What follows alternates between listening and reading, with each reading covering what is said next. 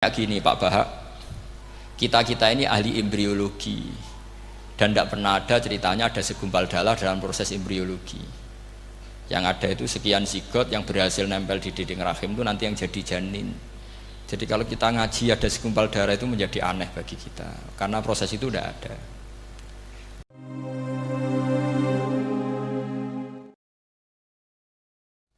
Assalamualaikum warahmatullahi wabarakatuh. Bismillahirrahmanirrahim. Tabarakalladzi nazzala al-furqana ala 'abdihi liyakuna lil 'alamin nadhira. Allahumma shalli wa sallim ala sayyidina Muhammad wa ala alihi wa sahbihi wa barik wa sallim asma'in. Amma ba'du. Kalau kata itu bisa bias atau majas kan bisa dikasih tanda kutip. Dikasih tanda apa? Kutip. Itu memang nyata ya. Saya pernah berdebat berkali-kali lah. Saya kan satu tim ya dengan Pak Zaini, dia seorang profesor, juga pernah tanya Gus Wafi, putrane Mbah Mun saat di Syria. Zaman itu saya Ramadan Al-Ghouti masih hidup. Saya itu punya komunitas dokter. Ini cerita nyata ya. Yang dia tanya gini, Pak Bahak, kita ini ahli embriologi dan tidak pernah ada ceritanya ada segumpal darah dalam proses embriologi. Yang ada itu sekian zigot yang berhasil nempel di dinding rahim itu nanti yang jadi janin. Jadi kalau kita ngaji ada segumpal darah itu menjadi aneh bagi kita karena proses itu tidak ada. Ya saya jawab ya enteng saja. Ya kan yang bilang segumpal darah itu kiai kan tidak Quran. Makanya benar Kang Anwar tadi yang ngomong itu mufasirnya atau kiainya yang terjemah. Kalau Quran hanya bilang min alakin. Iqra bismi rabbikal ladzi khalaq khalaqal insana min alaq. Alaq itu kan dari kata alaqa ya'liqu alaqon, sesuatu yang nempel itu namanya alaqah. Makanya di Alfiyah ada wa ulqatun hasilatun, ulqah itu sesuatu yang terkait atau yang menempel. Sehingga ya pokoknya kalau alaq itu artinya tidak harus segumpal darah, bisa sesuatu yang menempel. Sama cari di kamus, dicari sama dia kamus. Aliqa ya'liqu menempel. Oh, ya oke Pak, agak masalah. Nah, lalu kalau kita memaksakan itu bukti ilmiahnya Quran ya resiko juga, nanti ada penelitian yang berbeda. Makanya kita bisa memanfaatkan tanda kutip kalau lafadz itu majas atau kata itu majas, kalimat itu majas. Atau kita menganalisis secara balaghah min jinsi dzalikat dam. Misalnya begini, saya kalau sedang benci Anda, saya akan bilang kamu itu membawa WC. Wong tek melete gawa WC ngalor ngidul, karena di perut kita memang ada kotoran. Berarti kita ini WC yang melaku ngalor gitu. Oke, itu saat kita benci manusia. Coba sampean lihat di kitab tasawuf. Faqih fatatakabbar wa anta kanafun minal aknam, kan disebut kamu kok sombong kowe iku WC mlaku. Tapi nanti kalau kamu ngaji di alam rohani, kamu disebut laqad khalaqnal insana fi ahsani taqwim. Artinya bisa saja alakin ini benar-benar maknanya segumpal darah.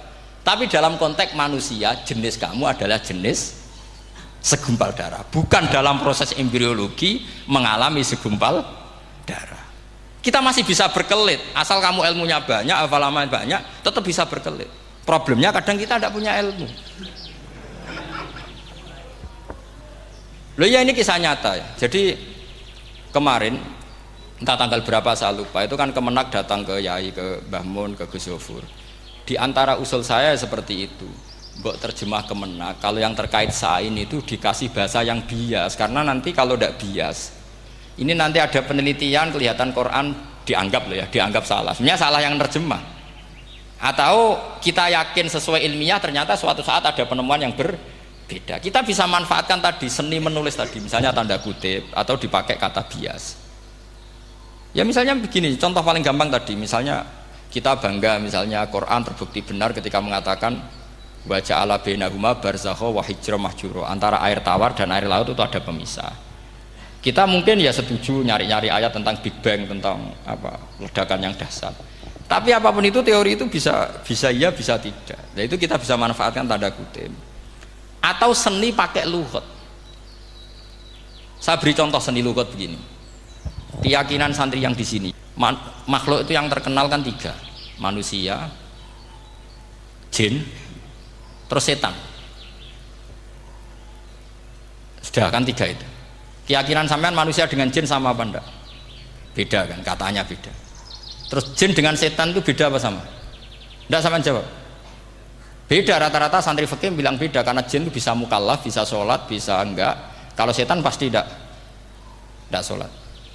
Tapi pecinta orang sholat dia, kalau orang sholat datang penggemar dia, mau ganggu gitu. Nah sekarang pertanyaannya gini, lalu ketika para ulama mengatakan jin dan malaikat itu beda, jin dengan setan beda, tapi di Quran itu ada loh ayat fasajadu illa iblis kana minal jinni fafasaqa an amri rabbi. Jelas ayatnya di surat Isra kalau nggak salah tuh. Kana minal jin, kana ono sopo iblis iku minal jinni. Padahal tadi Anda yakin iblis dan jin itu tidak sekategori, tapi ayat itu kana minal jin. Caranya gimana? Gampang, sama cari di tafsir Baghawi atau tafsir Ibnu Katsir. Caranya adalah dianalisis secara lughat. Sesuatu yang nggak kelihatan atau yang gelap disebut jannah. Misalnya malam, kata Quran apa? Falamma janna alaihi lailu ra'a kaukaba. Karena malam itu gelap disebut jannah. Orang yang gila karena masturul akli disebut majnun. Karena madatul kalimah sama-sama jinnun. Madatul kalimah kan sama kan? Jim nun musyaddad berarti jim nun nun. Saya ulang lagi ya. Kalau malam disebut falamma janna alaihi lailu. Kalau orang masturul akli disebut majnun. Orang dalam kandungan disebut janin. Kullu dzalika yusamma bidzalik li'annahu mastur. Semua dinamakan itu karena mastur, tidak kelihatan. Nah, sekarang sampai tak tanya, iblis itu kelihatan apa enggak? Enggak. Berarti kalau kana ana sapa iblis minal jinni setengah barang sing ora ketok. Kecumanane minal jinni kelompok jin. Nanti kamu masalah dengan kiai Anda meyakini, "Lho jin kok iblis?" Beda. Jin iku iso ngaji. Ya gampang saja, kalau jin yang sakolen ya jin yang bisa Islam bisa kafir. Tapi kalau kata jin yang dalam ilah iblis, karena minal jinni minal masturin. Faham yang saya maksud? Tetap bisa ada solusinya. Makanya ngaji itu jangan hanya Ibnu Katsir. Ibnu Katsir itu beliau hanya menjawab lewat riwayat. Beliau jarang bermain di lafadz. Tapi kalau sampean ngaji kayak tafsir Baghawi, kayak tafsir apa itu, subhanallah, ya Baghawi terus Bedawi, itu nganalisnya sering pakai lafadz dan itu menjadi mudah. Misalnya lagi begini, sholat kita ini ya sholat yang muftatahatun bitakbir, muftatamatun bitaslim. Tapi kita secara lughat jelas as-sholat lughatan ad-du'a. Dan ada lafadz di Quran yang nggak mungkin kita maknani sholat itu dengan makna sholat yang mustalah alaihim tal fuqaha, yaitu di ayat khud min amwalihim shadaqatan tutahhiruhum wa tuzakkihim biha wa sholli alaihim inna sholataka sakanul lahum. Muhammad, kalau ada orang zakat ke kamu, sholli alaihim, kamu harus mensolati mereka. Wong cek urip kok di solati, pasti maknanya sholli ai utulahum, kamu mendoakan. Terus inna sholataka sakanul lahum ai du'auka sakanul lahum, doa kamu membuat mereka tenang. Paham sih kalau maksud?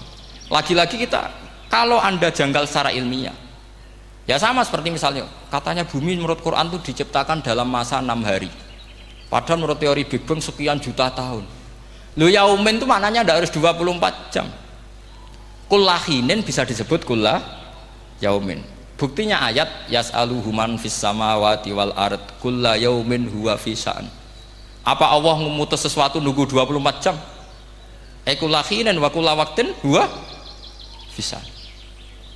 Makanya di terjemahan UII termasuk saya usul visitati ayam itu dalam 6 masa. Karena kalau orang bilang hari, asumsinya itu 24 jam kali 6. Itu masih bisa, masih meskipun mungkin seperti itu, tapi ya mungkin tidak.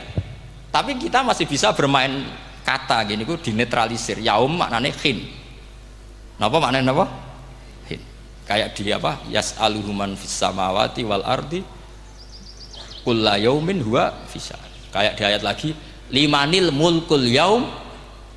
Allah tanya itu ketika di akhirat apa di dunia? Tidak, sama jawab. Di akhirat. Ketika nanti di akhirat Allah tanya, liman iku kedue sopo al mulku te kerajaan al yauma. Limanil mulkul yaum lillahil wahidil. Fa inna fil akhirah laisa hunaka yaumun wala hunaka sa'a wala hunaka misalnya arbaun wa isyruna sa'. Di akhirat tidak ada 24 jam. Istilahnya Allah ya limanil mulkul yaum. Paham sih kalau maksud? Jadi lagi-lagi syaratnya hafal tadi.